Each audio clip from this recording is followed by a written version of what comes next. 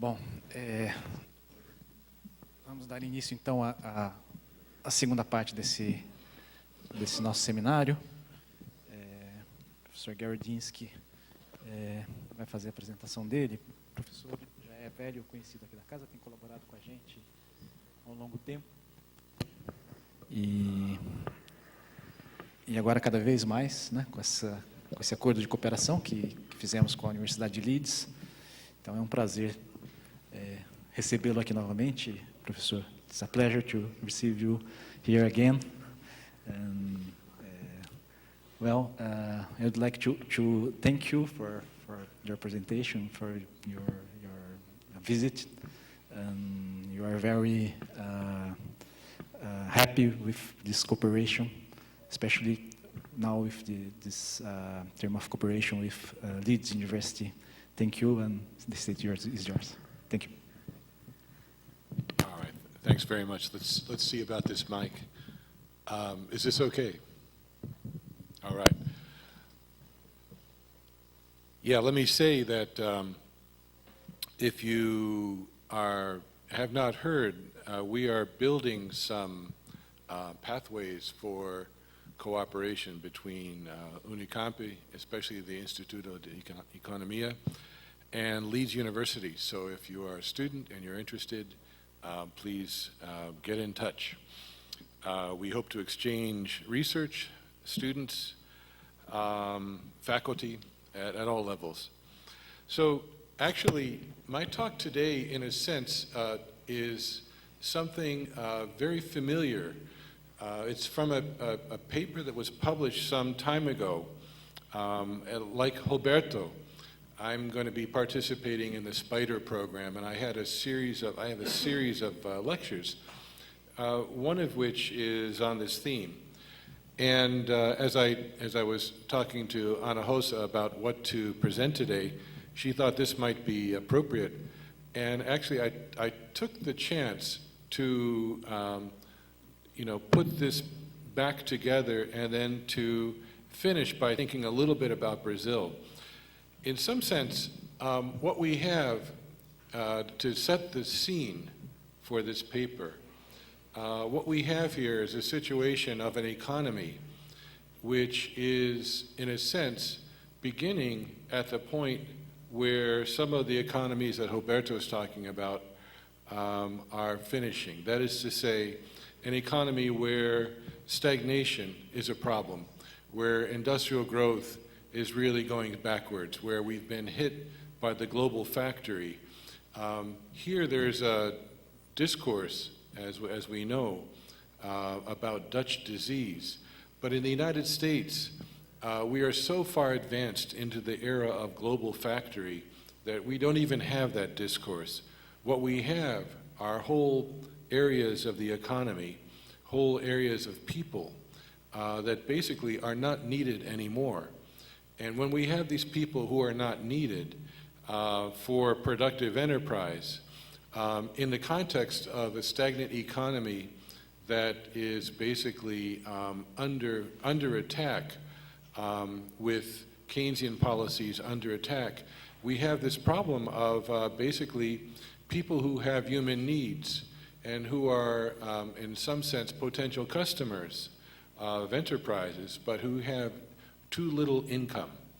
And that, in a way, is the beginning of the story of the subprime crisis. And I'm going to draw some parallels toward the end of this talk with Brazil. I don't want to hit it too hard because there are so many structural differences between the two countries and between the trends that we see in the countries, but there are a couple worth mentioning. The other thing I want to draw out, especially for those of you who are students, is that what I think you will see today is, I hope you'll see, is a talk that basically is rooted in one of the central figures of post-war Keynesian theory, the work of Hyman Minsky. And when people sort of ask people, are you Keynesian? My answer is certainly yes. And sometimes when we think of ourselves in those ways, I'm a Keynesian or an institutionalist or a Marxian, we think of it as, we can think of it as a kind of shackle, like we put ourselves with the responsibility of just replicating the work.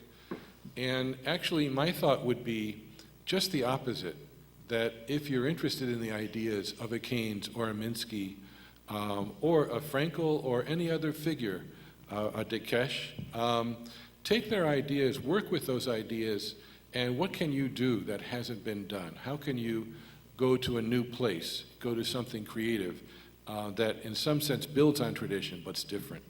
So we're going to try to see Minsky differently today, and we're going to do that by seeing the ways in which he did and did not give us something to think about with the subprime crisis. Now, there's the old man. He wore that sweater every day.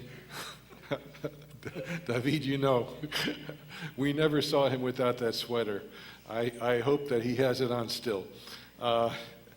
And for those of you who knew him, you know, we miss him. He was like a grandpa, avo, and a very cariñoso man, a very, very special man. Now, I want to start by emphasizing that in some sense, at the root of Minsky's work, as I read it, there's this intellectual struggle. And it's basically this recognition that there is a fundamental instability in capitalism, which he at the same time thought could be controlled.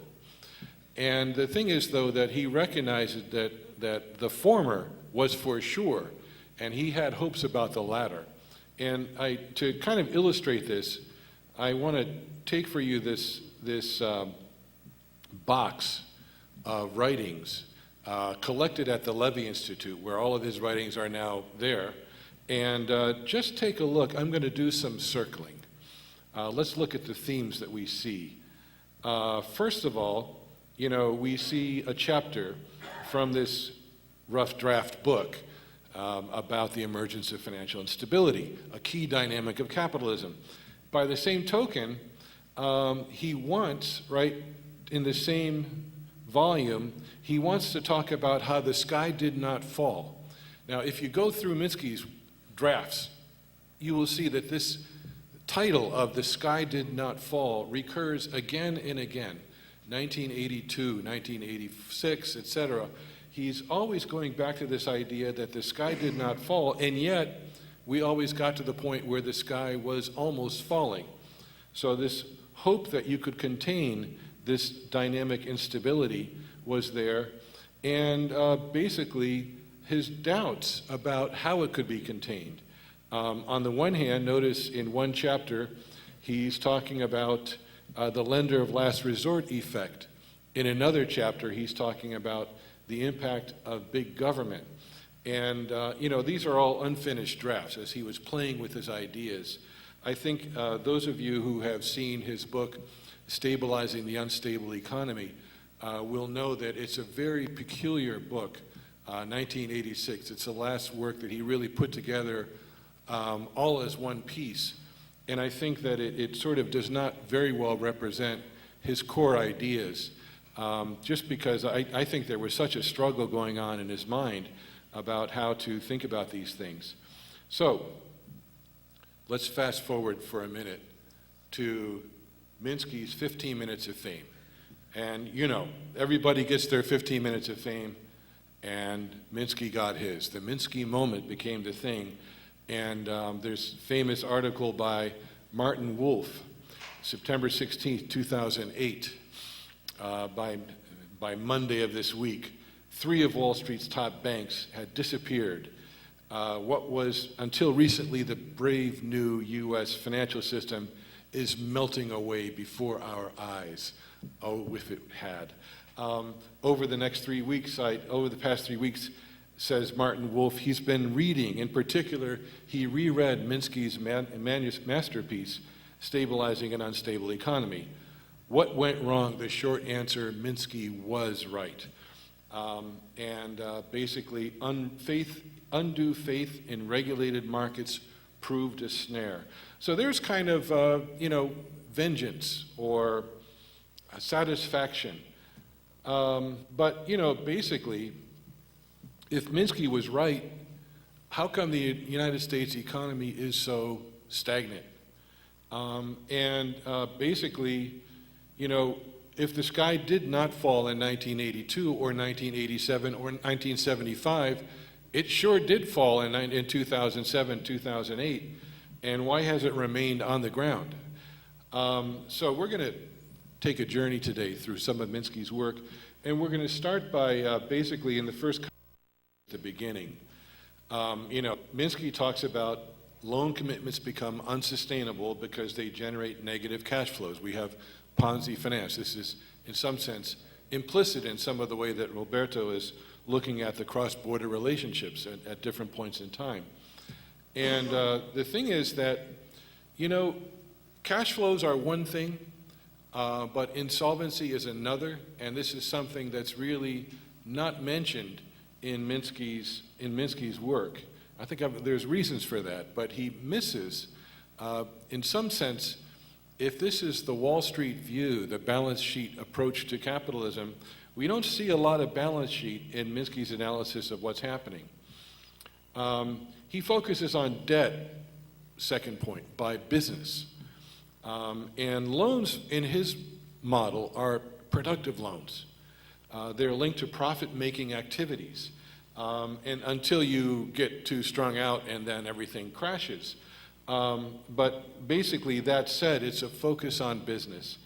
And, the thing is, we don't see in Minsky the idea of non-productive loans. We don't see the idea of loans that are not made for profit-generating activities, but that can be speculative or predatory. So there's another missing piece. And also in his vision, what we see is banks as the pressure point. Banks are the engine room. This is the Schumpeter of capitalism in him. And actually, that's not always the case. I think, if you think about it, if you look at Minsky's work, and if we put him into the frame of the circuitist approach, or we put him in the frame of the social structure of accumulation approach, what we see there is that, he's really reflecting on a period that was the golden age of capitalism.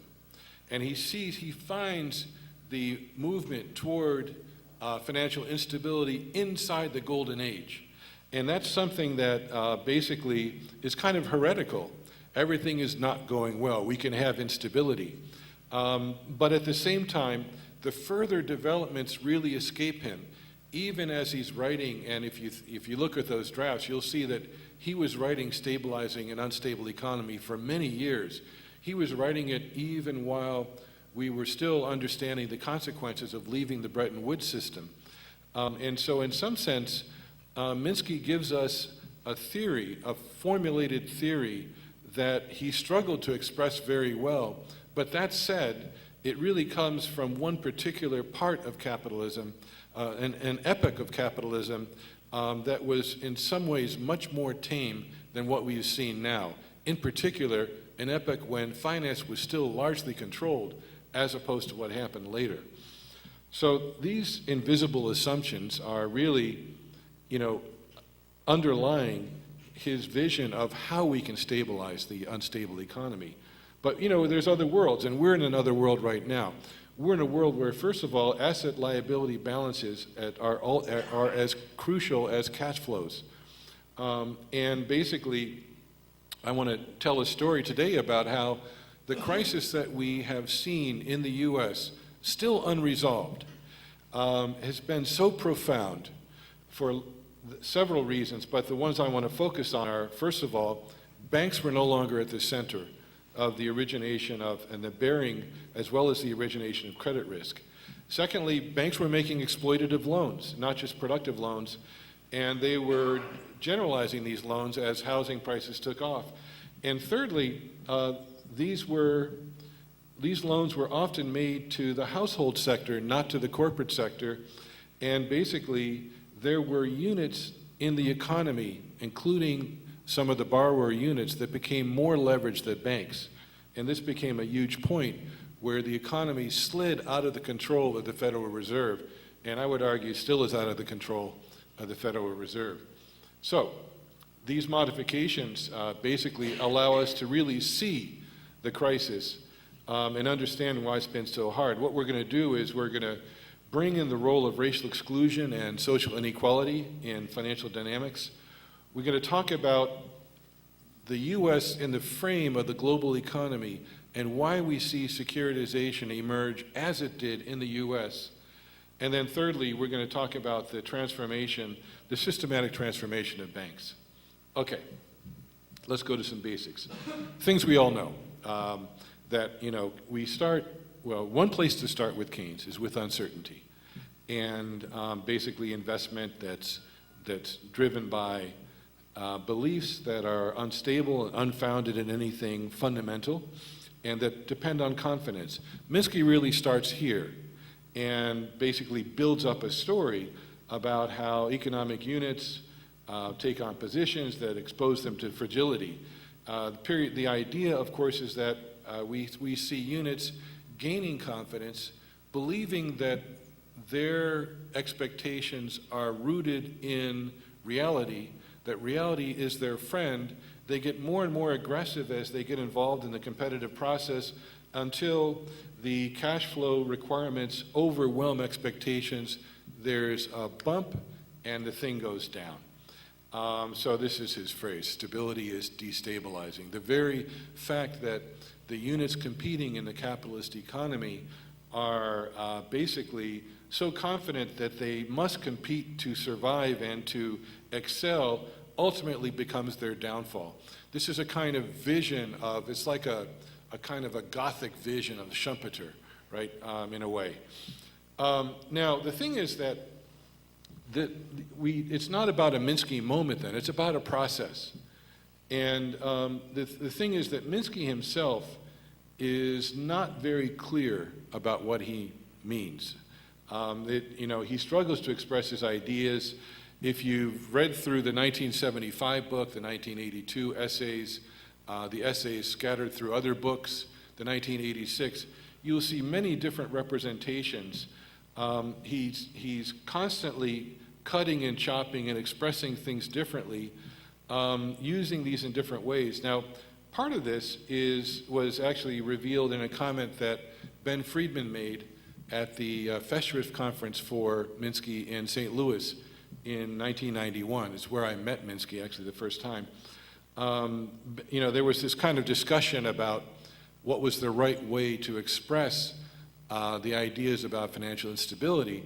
And essentially, Ben Friedman was defending the idea that we should use asymmetric information. Said, look, it's just another way to say a set of ideas. And said Ben Friedman, now, of course, the very pragmatic Harvard economist, it doesn't matter if it's the most important thing, the way of seeing things, but we have to find a language that mainstream theorists are using and use that language.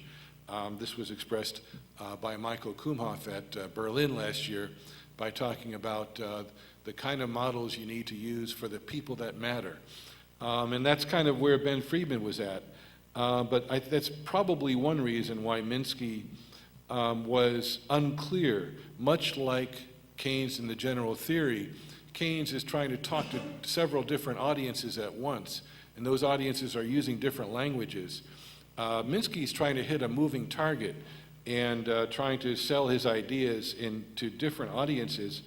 He was not so comfortable with the fact that the people that really got him were people who are part of this community that we call, heterodox economics.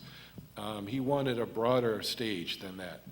Okay, now just to show you, the thing that Minsky would come back to was this idea of the two-price model, which he saw as a very nice way for summarizing the theory. And what he liked about it was the idea that we imagine that there's a price that is formed by the dynamics of the financial market, and that would be this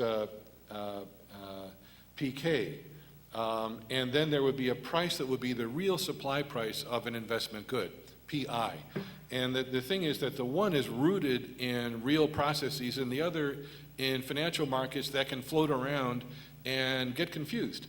And basically, the idea here is that if PKPI becomes more than 1, you should build a factory because you can instantly, essentially, fund that factory by selling shares. If it's less than 1, it's cheaper to buy factories than to make them.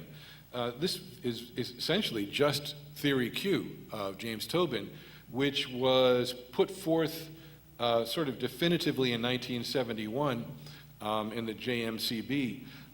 The thing is that, Tobin's theory Q is, of course, rooted in Tobin's portfolio equilibrium vision of capitalism, trying to marry together efficient capital markets with Keynesian macro. It's a very unsuccessful marriage. It lasts only a few years before Robert Lucas and his boys blow it out of the water. But basically the idea of investment as arbitrage is what we have here, and this really doesn't work. It really doesn't do justice to what Minsky's trying to talk about. It's just an example of something that's so fundamental for High, but that really fundamentally doesn't get us very far. So in some sense, what we might do is just think of the way that Minsky thought of it in terms of balance sheets. And let's taking the middle of the page, this micro dimension, just imagine that there's an interest rate R that we have to repay. So that's what we've borrowed debt D, and we've got to repay it at rate R. And then we've got a firm that has productive assets K, which it's borrowed against. Now, this is already problematic. This is not exactly what banks do. We know that. But basically, imagine there can be a high return or a low return. The high return, capital P, the low return, small p. It's very easy just to show kind of the journey that Minsky sees as the journey from robust finance through to Ponzi finance. The idea that you pass through stages. Because this is often misunderstood as a situation in which basically somehow in Ponzi everybody goes crazy and loses their minds and is no longer rational.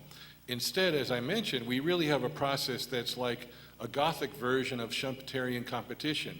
People are competing hard, but conditions change.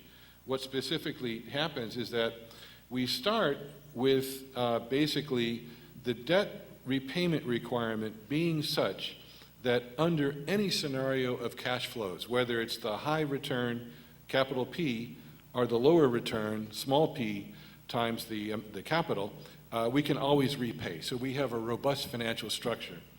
We then move, as we expand, into a fragile structure. That's one where basically there are states of the world where we will not have money to repay. Basically, that is then the middle state.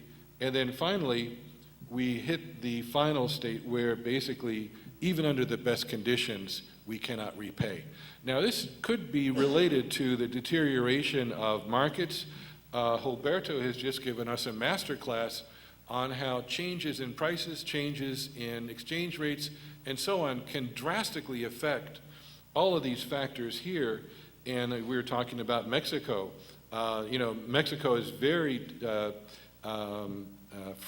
dependent on its P and its K as its firms try to, find ways to make profits, working with, of course, in most cases, foreign-owned banks there. So, what we have here is a situation where we start with units that have robust financial structures. And, what I'm after here with this picture is just to show you that, essentially what you're seeing is this kind of allungamento, right? They're stretching here as we move from robust to fragile. They're taking on more liabilities, long-term and short-term, as they're expanding their inventories, expanding their equipment, building more stuff. Essentially, the firm is getting more leveraged. As it gets more leveraged, that's when you get into that situation where your cash flow can start to overwhelm your return, leaving aside other factors such as changes in exchange rates. Oops, let's blow that out and continue. Here's just a picture. I used this picture for years. I just like it. So it's basically the idea that you move to a collapse and have a slaughter of capital. Okay. Now banks in this theory, basically Minsky used to like to say that everybody's a bank, in the sense that all units transform maturity. But actually, what is special about banks is that it's banks who emit liquid deposits and create credit. So essentially, banks are lenders that are in this point of tension between providing liquidity and creating credit.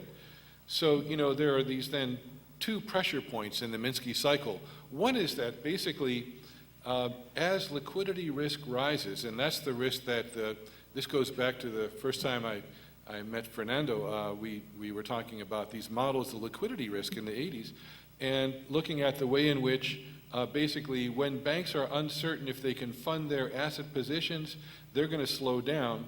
And if all of their assets are held on their balance sheets, they'll be sensitive to that and maybe slow themselves down. The second pressure point is that essentially the central bank can intervene to save the banks and to provide liquidity when things get to a crisis point. This plus counter-cyclical government spending that will refresh the ability of the units in the non-financial sector to spend is something that will basically get us out of crisis.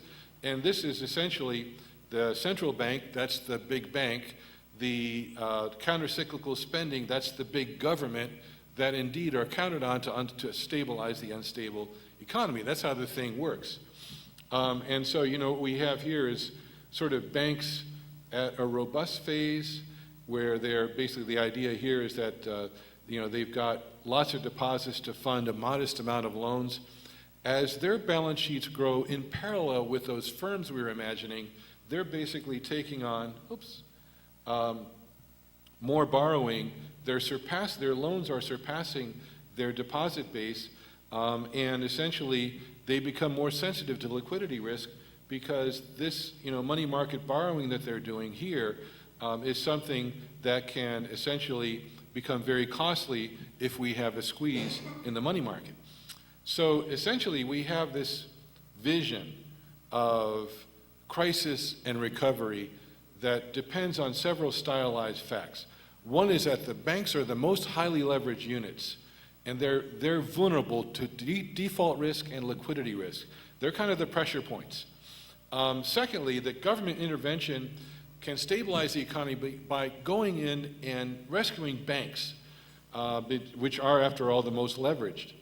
And so essentially, we have this situation, though, that if this is a balance sheet view, how come we're not looking at balance sheets?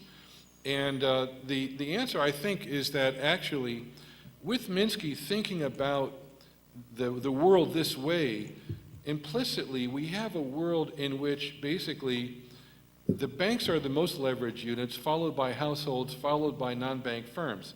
So in a sense, it's the most leveraged balance sheet that becomes hit by the crisis first and is the point of intervention. So, here is, for example, a picture of, three kinds of balance sheets.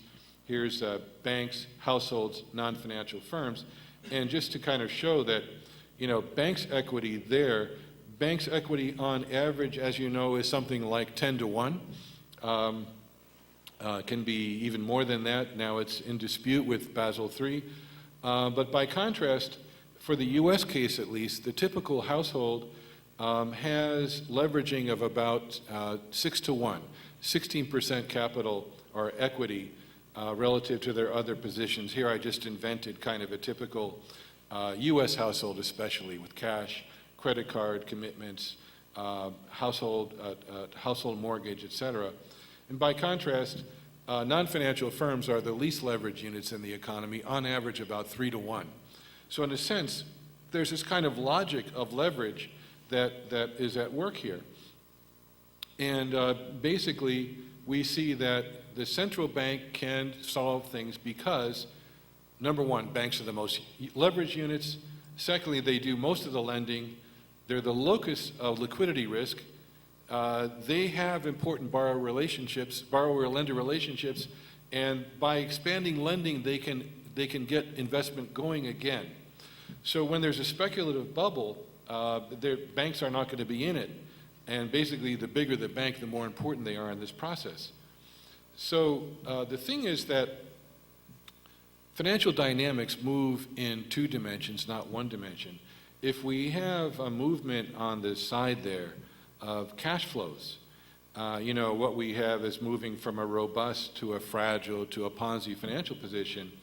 If we think about balance sheet positions, it's not that units are staying in the same place with the same wealth. Units' wealth is deteriorating as things get worse. In fact, their wealth is moving to the right, and they are losing net wealth. Their net worth is diminishing. And in bad times, their net wealth becomes, starts to go negative. So this is something that is just another dynamic. And when we think about kind of the cash flow aspects of the Dimsky cycle, what we have is, in a sense, here's banks, there's households, and there's basically non-bank enterprises. And in a sense, the story that Dimsky tells is that, they're sliding as we move down from robust to fragile to Ponzi finance. They're sliding toward danger points. And as they do, though, there's intervention on the part of the central bank that pulls the banks out, restores their liquidity, allows them to start lending again, that pulls the economy, and especially the non-financial businesses, out of the way and basically rescues the economy. The households are basically passive bystanders in this vision of capitalism. They're not that involved. Now, the thing is, again, this is a vision that's drawn from the pages of the golden age of capitalism, as Singh and others have called it. This was basically, he's just reporting kind of on what was institutionally true in the world that he was observing. However, that world was undergoing vast changes. I'm going to talk about several. There's many things to report, but here just to focus on three things. The first one is the retooling of the mortgage markets. The housing finance markets in the United States are extremely important markets. They completely fell apart in the early 1980s. The local housing savings associations, the savings and loan associations, fell apart with the spike in interest rates during the Volcker period, and basically many of those institutions failed, became insolvent, and then failed. There's a story to be told there. I won't bother you with it today, but basically the way that the system was saved was that what was created was a system of securitized finance. Now, initially, these thrifts that were making loans were very conservative, and they were playing along with conservative lending rules. They were making housing mortgages, home mortgages, that were called plain vanilla. Plain vanilla in the sense that vanilla is a really boring flavor of ice cream. And essentially, what we had was there was a 20% down payment, there was a cap on what percentage of income could be used to repay the loan, and essentially these were plain vanilla in the sense that they were safe. Those very safe loans were then, in a sense, moved over into a securitization process that was underwritten by Fannie and Freddie, by the two government service agencies. And basically, as such, the mortgage loans became the basis of the mortgage-backed security industry, which by the end of the 1980s was the largest securities market in the world. Meanwhile, banks were transformed. Instead of basically being highly regulated institutions that were required to make the same kind of loans to the same customers, to offer the same deposits, they were free to compete. And they did, and basically they began to segment their customer bases and to do different things with them, and to look for more customers as well. So essentially, just to say that the security-based system of finance depended on a number of things. First of all was standardization of instruments, and that meant initially standardization of eligibility criteria for mortgages. Secondly, there was a separation of loan making from risk taking, risk bearing. Initially, this was available because there were these quasi-public and private entities that were willing to underwrite the risk. The other thing about this solution is that keep in mind that it's in the 1980s that the United States enters a period of systematic current account deficits. It's a period that it really has never left in the 30-plus years since then. That current account deficits imply basically many years of capital account surpluses. Now, this is something like China as the banker of the U.S., that's for sure, but essentially that means that there's a consistent flow of financial assets into the United States seeking assets, and they need something to buy, and especially a lot of the foreign investors in the United States are looking for a kind of liquid safe paper, and this paper looked like a good bet. So essentially, this solution, moving to securitization, conformed with the peculiar place that the United States, and especially Wall Street, had in the global economic system. This is also the period in which Wall Street, in this period of post-regulation, is experimenting with new ways of financing mergers, new forms such as private equity and so on, which are all really driven by this capital account surplus. The geniuses of Wall Street, in some sense, are the prisoners of the structure of U.S. accumulation in the global system as it was at that point in time.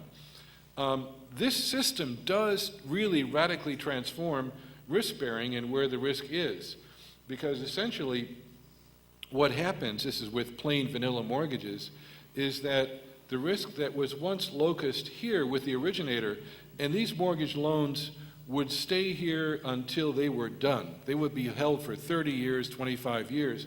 These loans were now, taken off the place where they originated and bundled and sold to investors. And basically the investors were coming from a lot of different places. There's stories to be told there. I'll keep those stories short just for purpose of time. But this was kind of the setup. The risk, the loan origination on the left, the risk bearing on the right. Now, second stage of the institutional evolution is basically the fact that, as I mentioned, banks are looking to find more ways to make money from different customer classes. One of the customer classes that is appealing is actually the customer class of people living in racial minority areas and in lower income areas. These are areas that are subject to this problem of stagnant income. Now, Roberto talked about how we see remittances as being much more important as we go through time, especially for Central America and Mexico, actually for Brazil and many other places too. But one of the things is that the United States, as we move into the 80s, into the 90s, we have more and more guest workers who are working and sending money home. Banks, up until the year 2000, controlled only about 3% of that remittance market. It was not their market. And most of those non-bank people are unbanked. So banks are essentially giving away that whole market. So there's entire areas of inner city communities in the U.S. where banks they have withdrawn and they're getting nothing. Now, there had been a community movement that forced banks to get involved. Long story, but the short version is that essentially banks began to create financial products that were geared toward making high short-term returns in the form of high interest rates and high fees, high penalties from customers that were financially vulnerable. And so there was many loans of this kind. Predatory lending is the general term, and some of these were payday loans, consumer durable credit, debit cards, and especially and most famously subprime loans. Now, subprime loans were initially made to people living in minority neighborhoods that, as was very famous in work by William Junius Wilson and other people, in areas where there's basically very few jobs for young people. Now, the older residents who owned their homes, these were people who had moved into these minority communities in World War I World War II, and the years just after, when there was a strong demand for labor in the context of the boom economies of those periods. As the wars ended, though, the old patterns returned, and that black labor and brown labor was often surplus labor, and often somebody who had managed to buy a home in the 1940s or 1950s, usually with a black-owned bank, that person might be now the father or mother of sons and daughters and grandsons and granddaughters who might be in the prison industrial complex, who might be without a job, who might have a child out of wedlock, who might have personal circumstances that are difficult, and who might need cash. This was the initial target of the subprime loans. These were sold as second mortgages to homeowners in minority neighborhoods. And essentially, the way the terms and conditions were written is that you would get a loan, and the term would be that if you missed a payment, they would take your house. And the reason you got the loan was that you had collateral in your house. So you have your little ghetto house, and you own your little ghetto house, but you take a loan on it because you're getting something from it that you need, cash flow for your family maybe. But meanwhile, that exposes you to fragility you didn't have before. By 98, as mentioned, a third of all mortgages to African Americans are subprime loans, 1/5 to Latinos. This lending grows 900% in the 1990s. Now, what's happening at this time is that, banks don't want to hold this paper. Banks, by then, banks and other lenders are exploring the possibilities of securitized markets, and indeed, at the same time, we have new suppliers of credit, or rather, demanders of credit, let me say it, that are coming in. We have, first of all, hedge funds, private equity funds, looking to beat the market rate of interest. We have bank holding companies coming in and buying subprime lenders. The names wouldn't mean anything to you, but something like these short-term lenders you see on the street started to market mortgages. So the big banks get involved, often through holding company relationships, not directly. So this market, all the pieces are being put into place. And that then brings us to the final part of the story. The final part of the story is that the subprime machinery is there, and this is already a disease in the markets. I should note that in 1994, the U.S. Congress passes an act, a bill, that requires that there be limits on subprime lending and predatory lending. Alan Greenspan, who was then in charge of the Federal Reserve, the way the U.S. system works, you're seeing an example now, or at least the way it used to work, is that Congress passes a bill, they give it to the president signs the bill, it then goes to the appropriate agency. That agency then is mandated to implement the bill. Punto. Done. Actually, you're seeing now, or maybe if you'll notice, there's a debate in the United States about Obamacare, health care that was passed several years ago, not yet implemented, basically because they're dragging their feet. The same thing is true with Dodd-Frank, the financial reforms, not yet implemented years after as they're dragging their feet.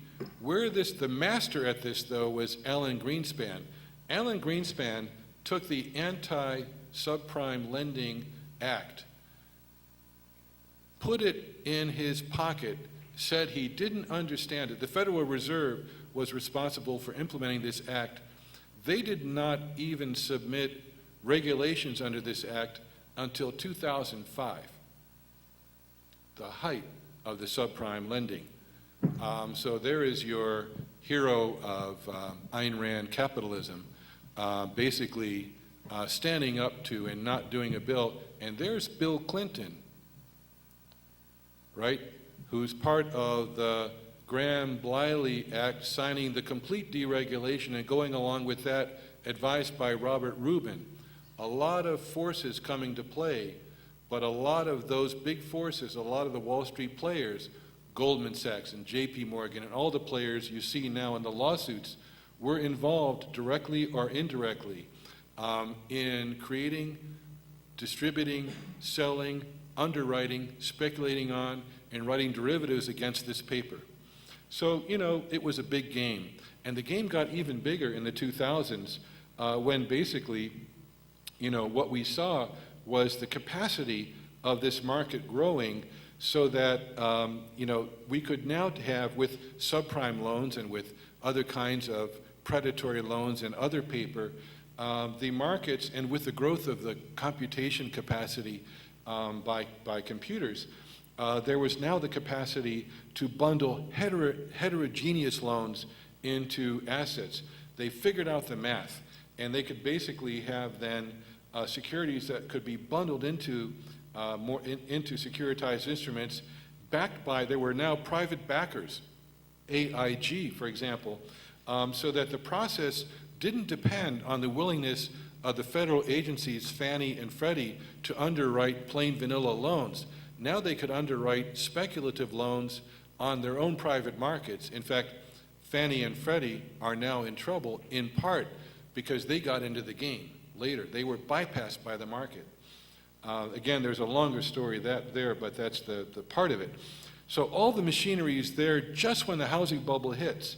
And the housing bubble hits, and at that point, we see the subprime loans go beyond the inner city, beyond the minority communities, into the broader markets.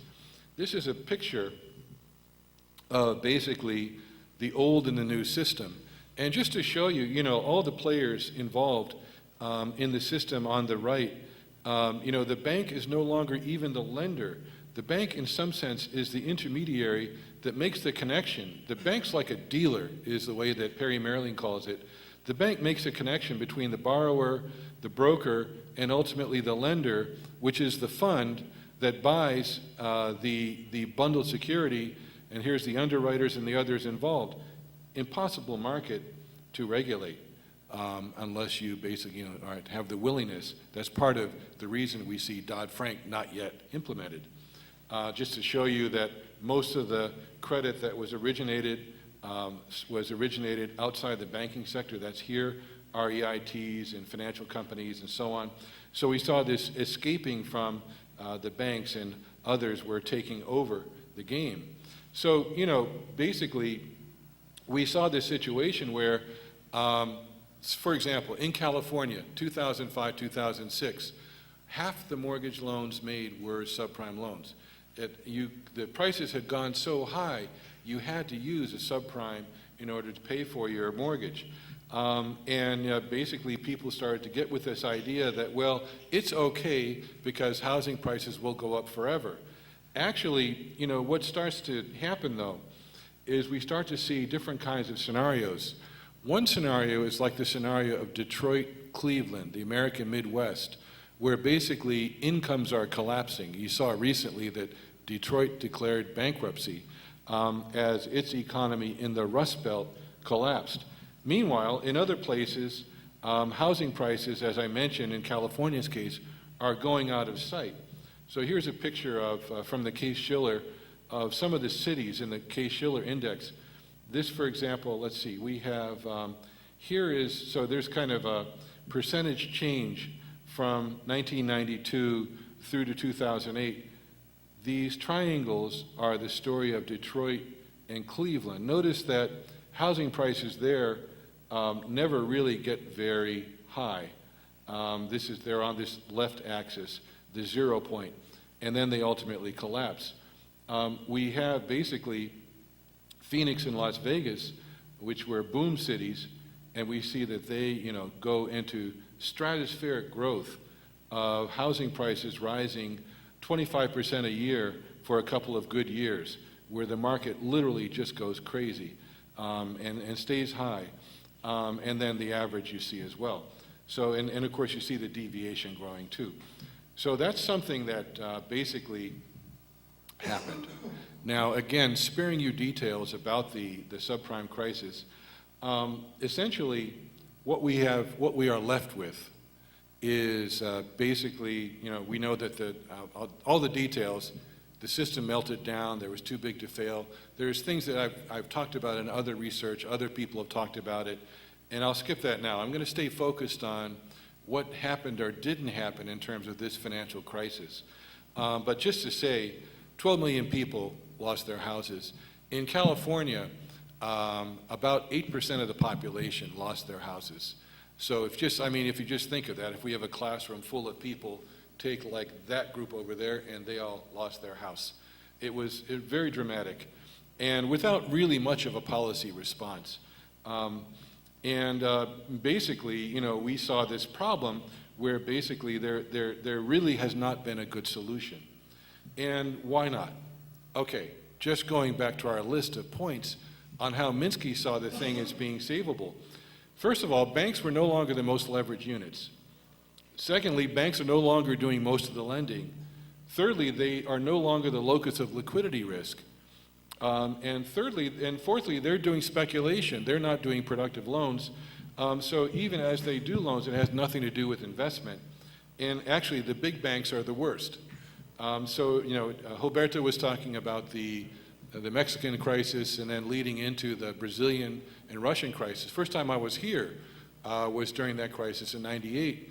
And at that time, that's when basically Alan Greenspan and actually Gerald Corrigan from the New York Fed called together the 8 big investment banks and the mega banks in New York City and said, you will lend to save the system. And they did. That was the meltdown of long-term capital, the ruble, the real, all of that. But by the 2000s, 10 years later, the big banks are the biggest speculators. They're no longer the adults in the room. In fact, what we have here, you remember this picture, the banks are now on the left, and there they are with their little equity. But we now have SIVs and basically, collateral-backed funds that essentially are all liability. It's basically a bundle of securities backed by commercial paper, typically held at a distance by a bank, maybe sold off, but often just held offshore. And then subprime households, basically borrowing to get their home. So here's a household that's basically borrowed a 228 mortgage that goes for 30-year mortgage. Oops. And they've also basically borrowed their down payment. So the way this worked was you'd borrow your down payment, 15-year mortgage, you'd borrow your regular mortgage loan. It was all borrowing, and what you're counting on is that your house is going to rise in value. When it doesn't, you're done. And that's life in America. So we have essentially, you see this, what's happening here is that basically we have subprime households moving into negative space. Banks are the non-bank funds that are the SIVs moving into negative space, and banks as well. The system basically, and the problem, of course, is that banks, the central bank, doesn't have any vehicle for getting to these or these. Well, actually, the central bank kind of does this a little bit, and that's kind of one way of looking at QE1, QE2, QE3. They basically go to some of the big banks that have had to take the mortgages and their other paper back onto their balance sheet and say, we will take your paper at par. The banks say, thank you very much, and basically the central bank takes it back, pretends it's good paper, and distributes cash into the system. This is a game that's been played quite a lot. So in some sense, this is part of the Wall Street game, but believe me, ain't nobody doing that for subprime households, right? Those people are just screwed and feeling ashamed having failed the American dream. So there we are, and these are pictures that show you that the big banks were different. So essentially, we have this kind of critical encounter with Hyman Minsky. And there's a lot that's right about his theory, but we have to reinvent parts of it as the institutions change. And even the forms of government intervention and what we have to say about them has got to change too. And so, essentially, his idea is that we can focus on a banking system and save the banks to save the system is no longer the case. In fact, I would submit to you that we have saved the banks, some of them. We have a very high bank failure rate, but none of the too big to fail banks. They are now, they really have not shrunk their balance sheets.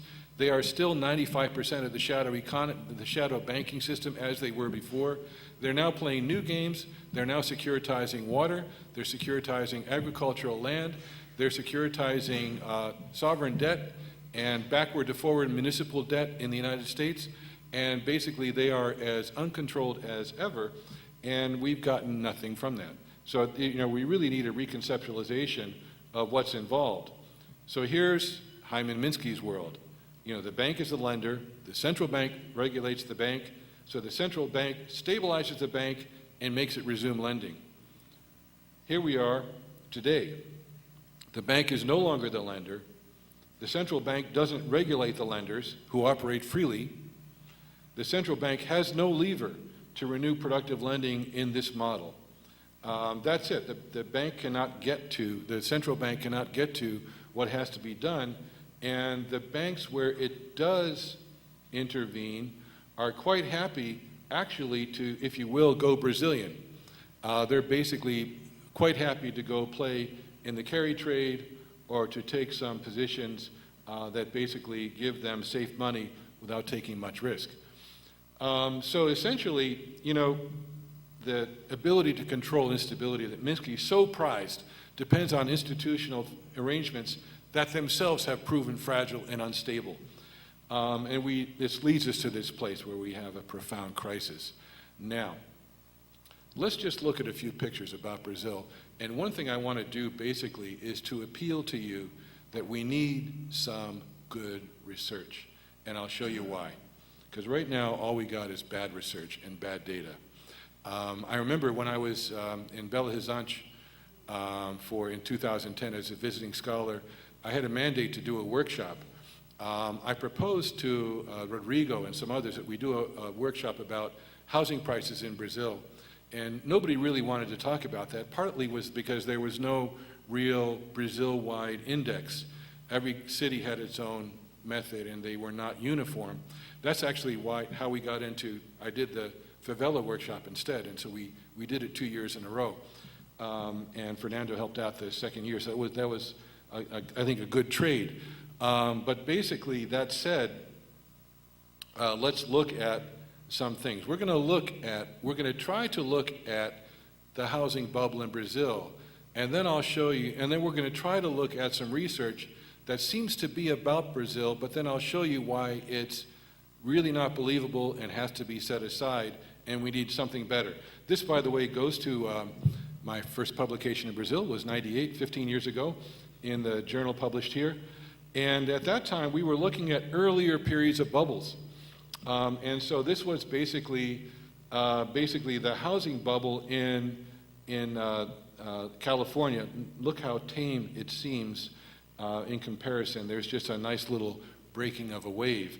And at the time, then, though we were looking at Japan, now notice basically what we have is prices that move from 100 in 1985 up to about, which seems, 280%.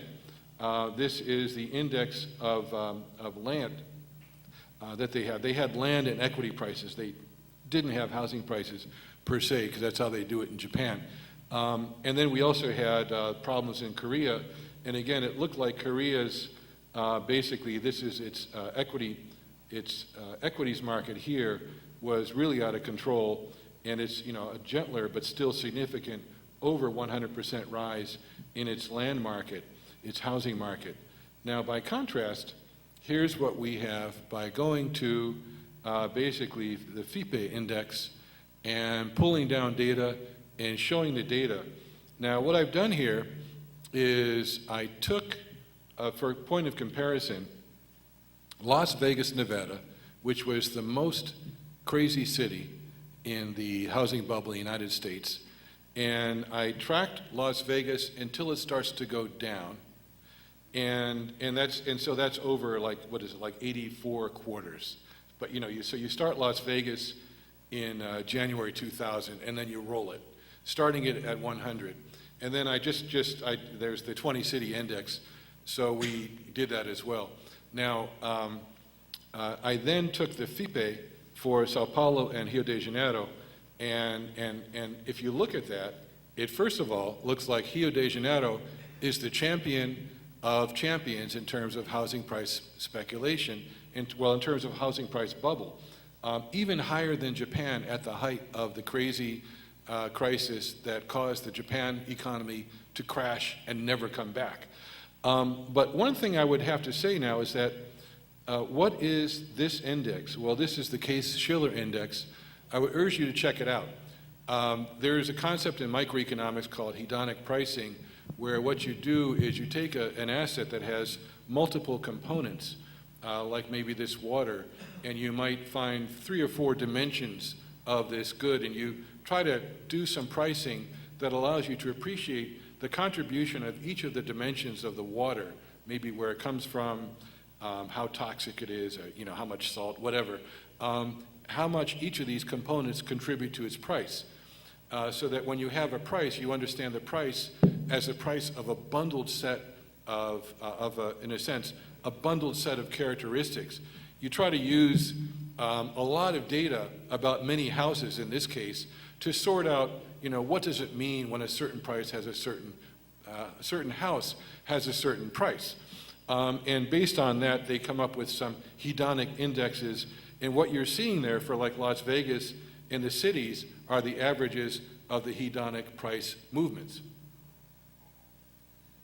What you're seeing there, well, let's see. It comes from Sao Paulo, so it must be true, right? Okay, so what is the FIPE index? Hold on just a second. Now, the other thing about it is that notice that essentially what we do see is that there's a lot of variety.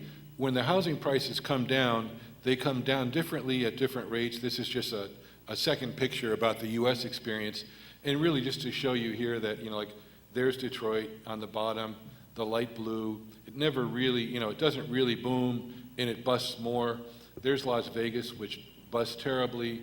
Los Angeles falls less, but there's some variety of experience. I took the rest of the FIPE cities, which only start in later years. We looked at Sao Paulo and Rio de Janeiro because they go back to 2008. They started with some other cities in April 2009, and I just graphed them. What you can, and by the way, I put here, excuse me, we're going to do this in two stages. First, here is Sao Paulo and Rio, and then some of the bigger cities. And you can see that they're all kind of on the same trajectory, just less. And then we're going to do, and you can see that we then go to, they've now added even more cities more recently, and you can see how, again, you kind of put the trajectory down a bit more, and you get the same. But it's they're all kind of going in the same direction. There's a kind of super speculative pressure in Rio, but there's kind of upward price movement all through Brazil, it seems.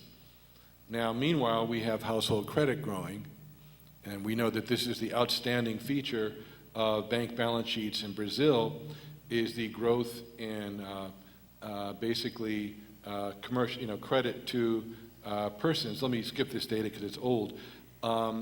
And what do we learn about this? Well, we learn a number of things. It seems we just found that there was a housing price bubble in Brazil.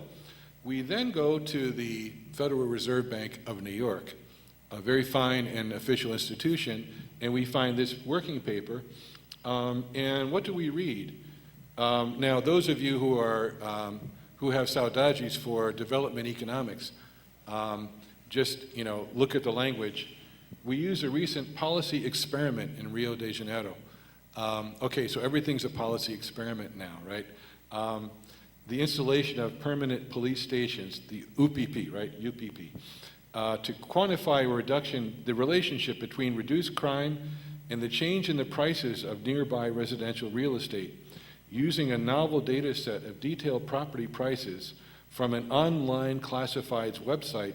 We find that the new police stations had a substantial effect on the trajectory of property values and certain crime statistics since it began in 2008. We also find that the extent of inequality among residential prices decreased. Both of these empirical observations are consistent with the dynamic model, blah, blah, blah. Okay, Federal Reserve of New York. And they go through And here's what they tell us. Real estate prices are drawn from the house price immobilier section of the online classifieds website, ZAP. We got a confidential extract. Each observation is a simple average of housing prices across certain characteristics, number of rooms, etc. And then we computed things by square meter, and we got many observations and an impressive number of property listings, and so they could do their econometrics and blah, blah, blah, right? So basically, they're dealing with something like this. Favela trading in Rio de Janeiro, real estate business gone mad. Now, the interesting thing about this is that basically, you look at this and you ask yourself, well, wait a minute, where did those FIPE numbers come from? And actually, they came from the same source. Now, what is the ZAP index? You tell them what you're listing your price at, your house at, and then you tell them how many rooms, how many square feet, etc., and they list it. Punto. That's it. Is it data about what the market did? No. Is it data about people's fantasies about what they wish would happen? Yes. Is my home in Copacabana worth, I don't know, how about 3 million reais? Definitely. No doubt. How about 4 million? Let me list it tomorrow, right? What does this tell you? Nothing. So you're in a situation where people are pretending this is real data, and my point to you would be, it is a fact that we see a lot more consumer borrowing. It is a fact that we see rapid growth in the home mortgage market in Brazil.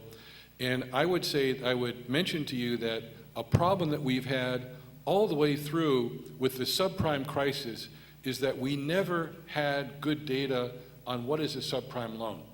Partly because good old Alan Greenspan would not implement the law that would have required some reporting. We also now have no public data on foreclosures. So we have a crisis in the United States that is invisible. It's invisible in part because it's focused on portions of the population that are lower income and that are socially excluded. And these are people that are throwaway people in many ways of looking at the United States, where we don't need their labor power anymore necessarily in the world of the global factory. But aren't these the people who hit the streets in Los Angeles in 1992? Aren't these the people that pay for bus rides? Aren't these the people who are trying to have a life? And I would just suggest, without extending the analogies further, again, you can see that that craziness of financing 100% of your house price with very low interest rates, there's the Greenspan put, and there's the problems of Federal Reserve monetary policy, all of that for sure. But that's not what's happening in Brazil. But what is happening in Brazil is a rise in housing markets that seems to be happening around the country in a situation where we have no good data on what's going on. We're not tracking it well. We don't know. We're blind to the phenomenon. And as we enter what may be a more difficult period of economic activity for Brazil, I would suggest that at the very least, we should have better data, better information, and some serious research on what exactly is going on with the lending markets, and especially the housing lending markets and the housing market itself in Brazilian cities. Because right now, we know next to nothing, and that is not a situation that will enable positive policy to respond to difficulties that the everyday Brazilian population is having as it struggles to become the mass consumption Brazil, as it struggles to become the prosperous Brazil with the new middle class. We don't need that taken out by crisis, so let's get busy and do some research. Thank you very much.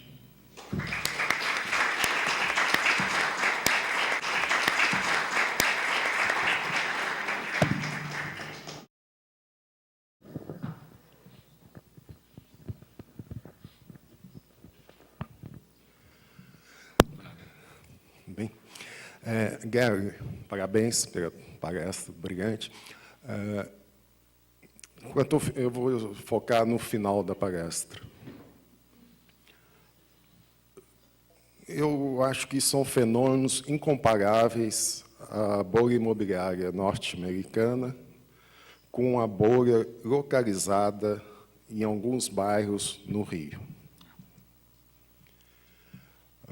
A minha hipótese, que eu queria que você, quer dizer, refutasse ou concordasse, nos Estados Unidos, essa bolha foi financiada, tinha crédito. A bolha no Rio de Janeiro é por um excesso de demanda em áreas localizadas no mercado informal. Pegar o exemplo da Zona Sul, citou Copacabana, Ipanema, Leblon. Os preços disparam pelo excesso de demanda, pelas atrações que está ao Rio, boa parte da demanda de estrangeiros. Os preços sobem, a compra das casas não tem liquidez, a pessoa não vende fácil, com grande dificuldade, mesmo com preço elevando, mas não há muitos negócios, há uma pura especulação, porque não há financiamento para residências de alto valor acima de 1 milhão. Agora é que estão falando em financiar acima de 1 milhão. Então, há uma peculiaridade no Brasil que residências de alto valor são pagas à vista. Quer dizer, a concentração de riqueza permite de que, vou falar uma expressão antiga, mas a burguesia regional compre casas no Rio para esses próximos 4 anos, para desfrutar da Copa, das Olimpíadas, da demanda pré-sal. Então, mas não há muita liquidez para as casas, principalmente da classe média. Então, há um efeito riqueza, a pessoa se sente mais rica, mas ela não realiza o ganho e não vai para o consumo, como é nos Estados Unidos. É uma falsa riqueza. Isso no aspecto, digamos, mais zona sul, classe média. Nas favelas, aí que o mercado é inteiramente formal, porque não há financiamento da Caixa Econômica Federal, que é o único banco que financia baixa renda. Ele financia conjuntos habitacionais fora da favela, ou então só em favelas onde há urbanização. Né? São algumas regiões com experiência de urbanização de favela que se está vendo. Rocinha, Complexo do Alemão, então se está vendo. Então, eu não vejo muita comparação se a gente pegar... Existe correlação, mas não existe causalidade. Porque o crédito habitacional dispara mesmo. Porque antes não era concedido nada. A gente fez uma série de reformas, o crédito habitacional disparou.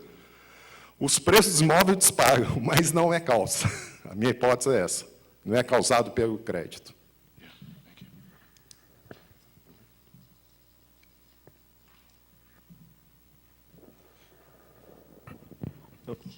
Boa noite, quase.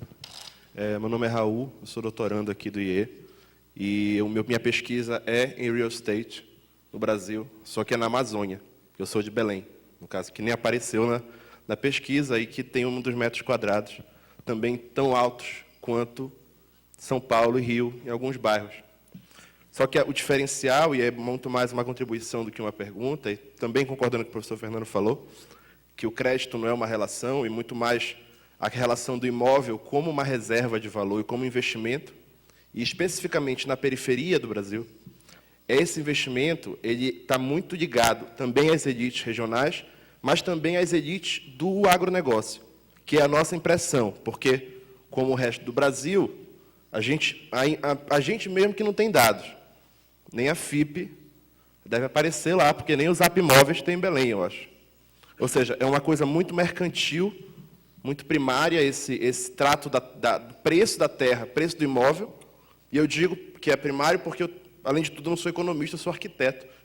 Então, eu já trabalhava com imóveis, com projetos e tal, então eu sei como é que é o que está por trás dessa valorização, e é basicamente uma valorização do quanto o teu concorrente está podendo aplicar o preço, não tem a ver com crédito, o preço é o quanto o concorrente está colocando o metro quadrado e o quanto ele está vendendo, e aí eu coloco o mesmo preço. Mas o empírico que está acontecendo em Belém, eu vejo, pelas nossas conversas, junto com a professora Mariana também, o que está acontecendo em Fortaleza e tudo, é uma relação desse imóvel como uma reserva de valor do investimento de parcelas dessa riqueza na periferia do agronegócio. Em Belém é a soja, é a pecuária e tudo, que está direcionando esse imóvel, e não para residência, mas investimento na ideia, e aí sim tem uma relação com os Estados Unidos, porque a ideia é que esse imóvel vai sempre se valorizar. E aí a relação é basicamente essa, porque eles não têm pressa de vender os imóveis, os prédios eles são inaugurados e ficam vazios.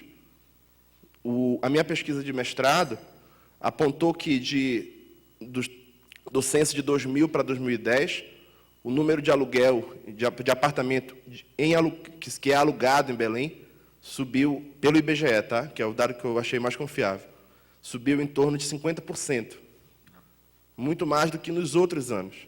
E coincide, nesse período, com a entrada das empresas que se financeirizam, as empresas do Eixo Rio-São Paulo, em Belém.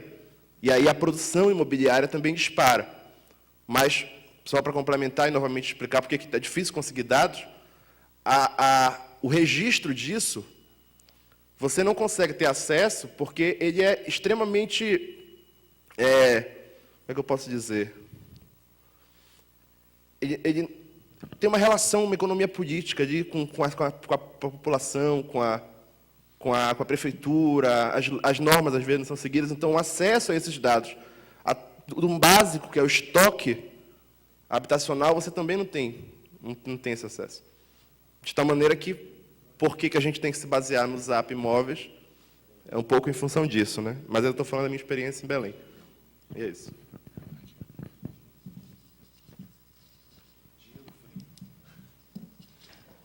Pois é, né?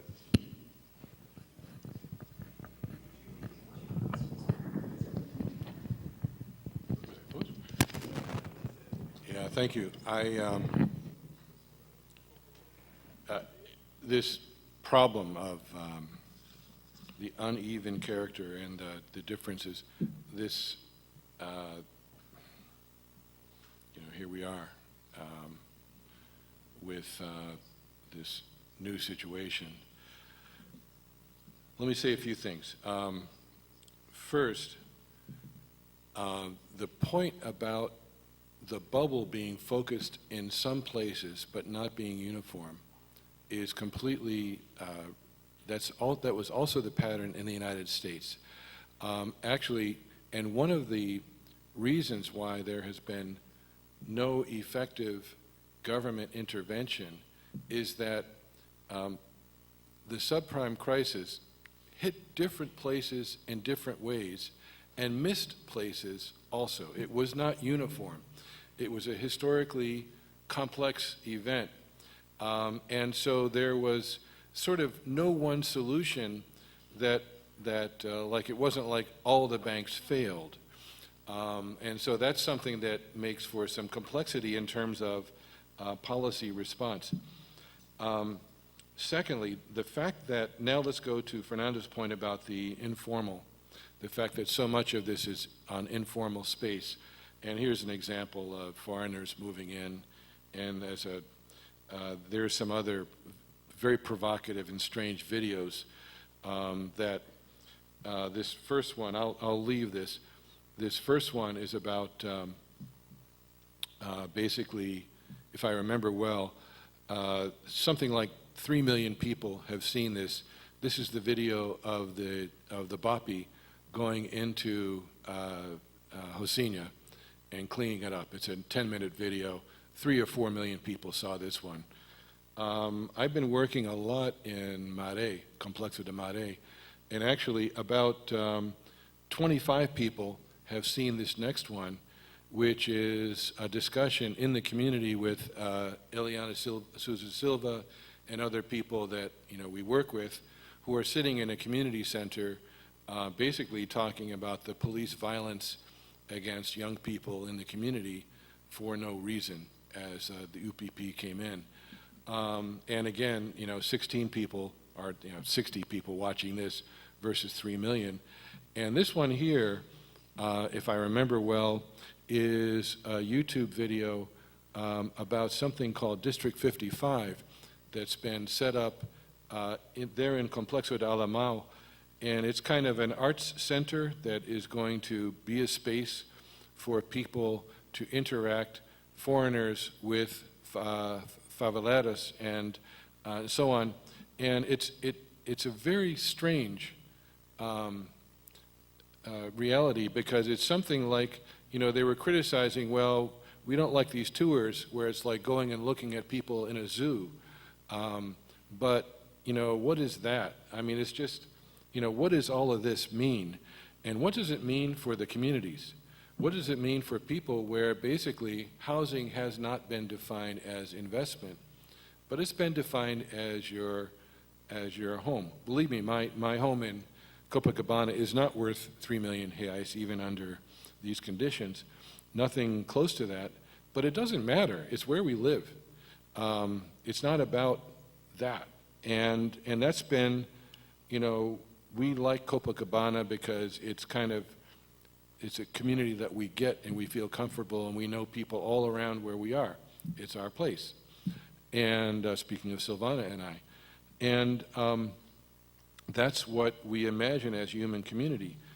Now the thing is, there are even more dramatic pictures, as you know, and more dramatic YouTube videos of people living in favela now, where the house will be designated for destruction, and then people will get like 500 reais, or how about 5,000 reais, or pick a number and say, like, here's your reais, good luck.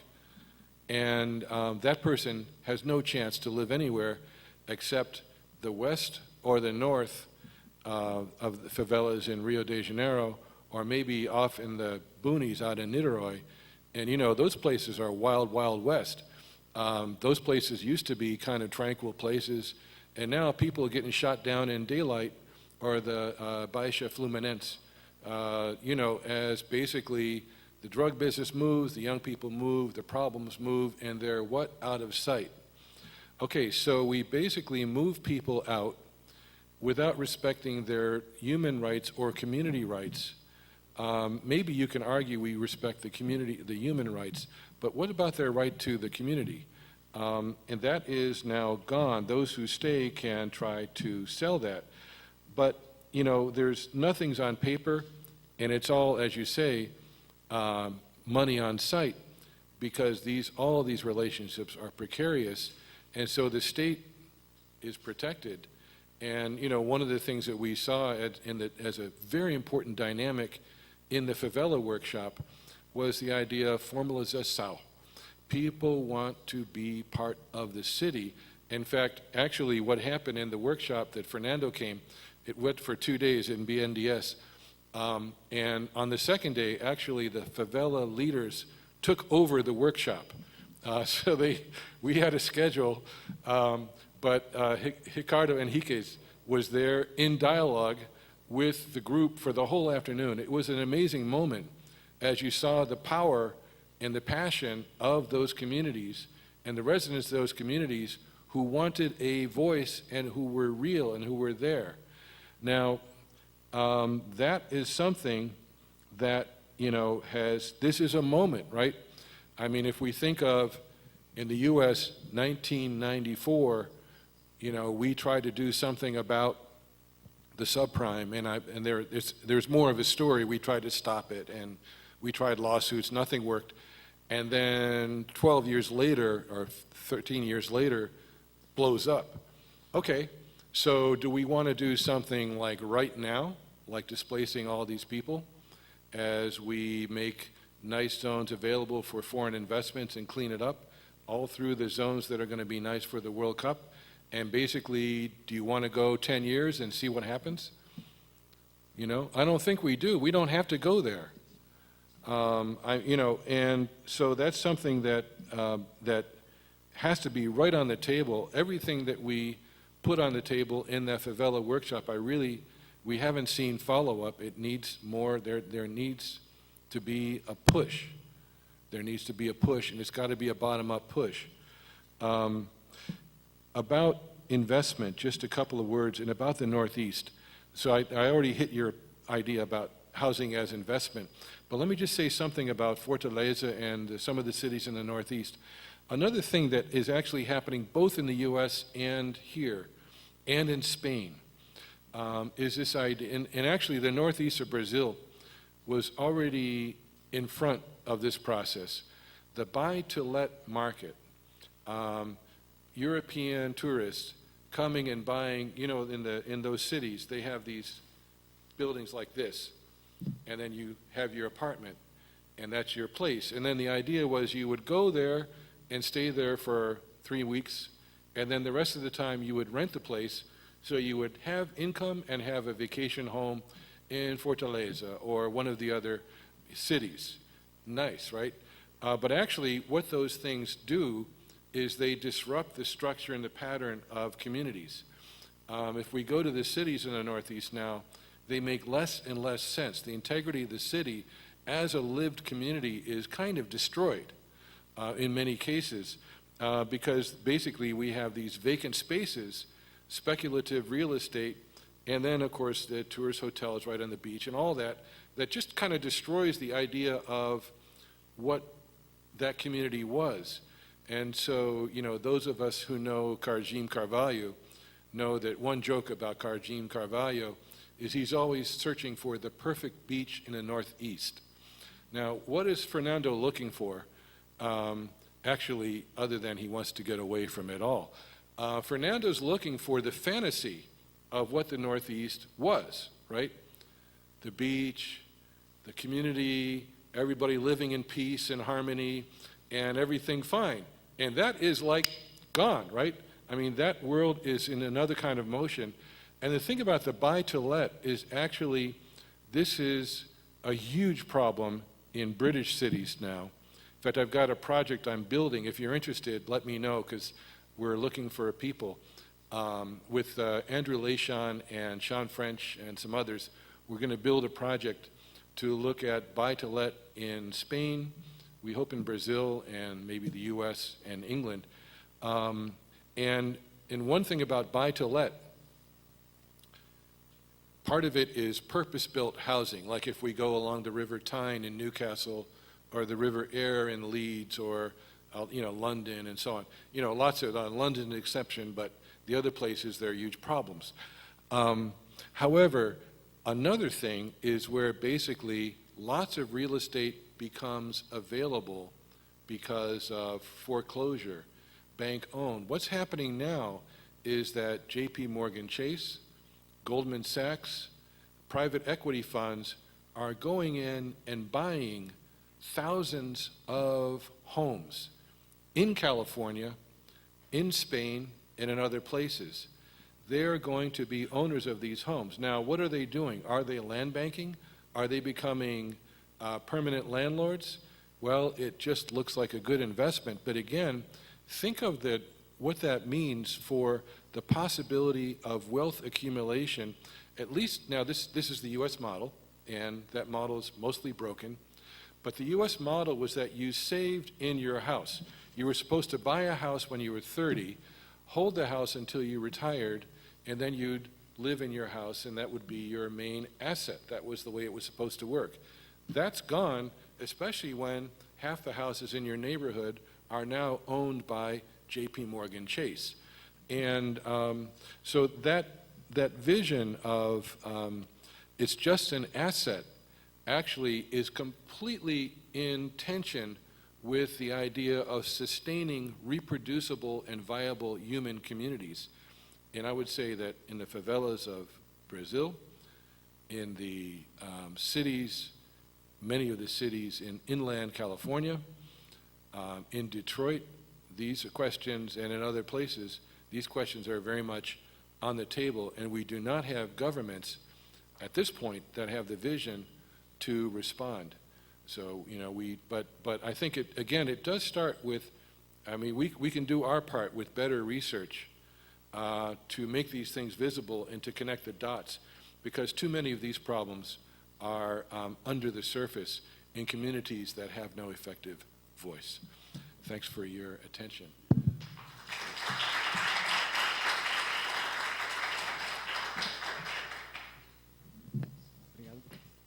Obrigado novamente, Gary.